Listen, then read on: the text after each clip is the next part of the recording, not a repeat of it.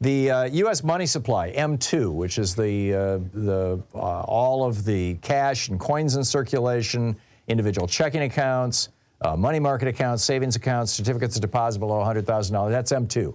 And basically it's, how much money is available in the United States. And M2 goes back a long, long ways. And interestingly, every time the money supply over the last 153 years, every time the money supply has dropped, there's been a serious recession or what in the 19th century were referred to as financial panics.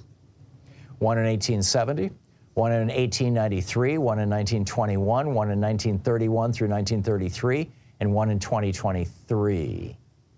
And that's the one I'm concerned about because it just happened.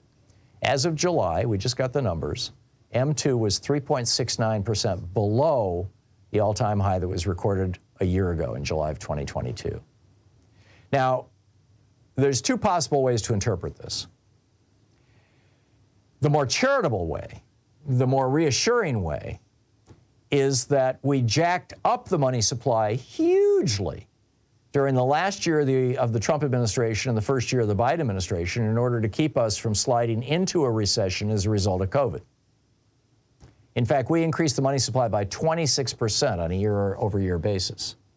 So dialing it back 3.69% is not radical at all. In fact, that's, we're still in a broadly expanded money supply. That said, every time it goes down, you get a recession. And it just went down. I'm inclined to think that this is not as big a deal as the headline suggests because of that huge expansion of the money supply the preceding year. But it does mean that banks have less cash available, the money supply shrinking, and that means that there's less capital for businesses to hire, to acquire, to innovate, to build new products, to build new factories. I mean, just right across the board.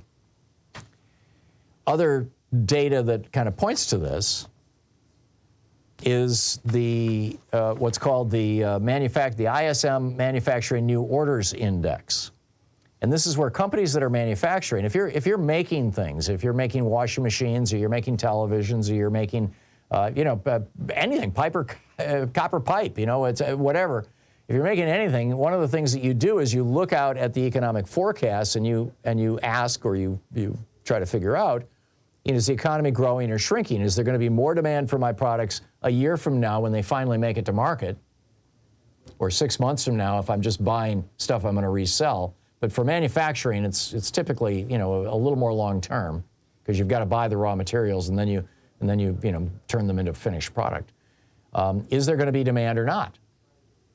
And so when the new orders index, the ISM Manufacturing New Orders Index drops, that indicates that manufacturing companies believe that a recession is ahead.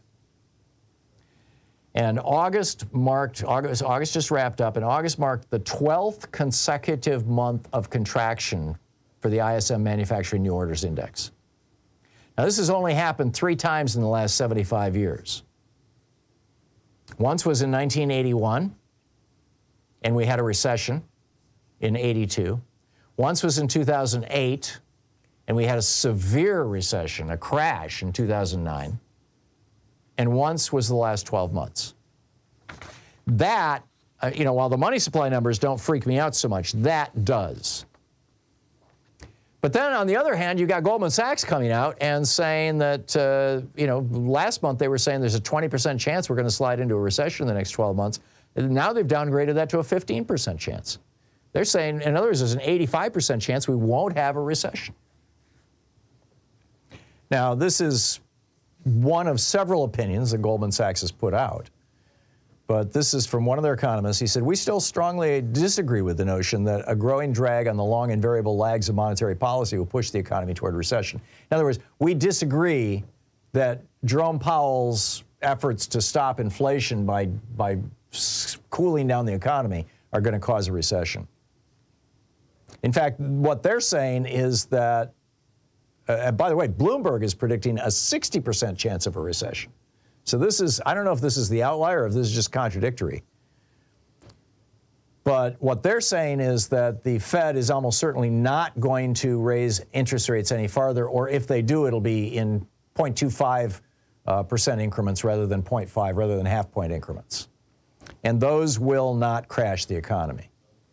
Now, I've been telling you for a long time that, Jerome Powell is a lifelong Republican and a professional bankster.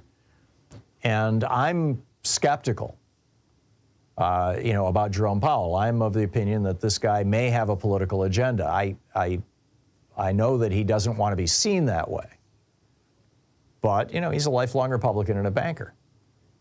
And throwing the country into a recession might be a good thing for the bankers. Recessions are always good things for billionaires. They're always good things for investors because everything gets cheap. You can buy up, stock cheap. The stock market crashes during recessions. It's a great buying opportunity. Companies go under and you can buy out their inventory or buy out the entire company. Billionaires love recessions. So keep an eye on this. I have no certainty about any of this. I have no idea what the future is going to bring. But these are signs that I think we shouldn't ignore. It's 18 minutes past the hour.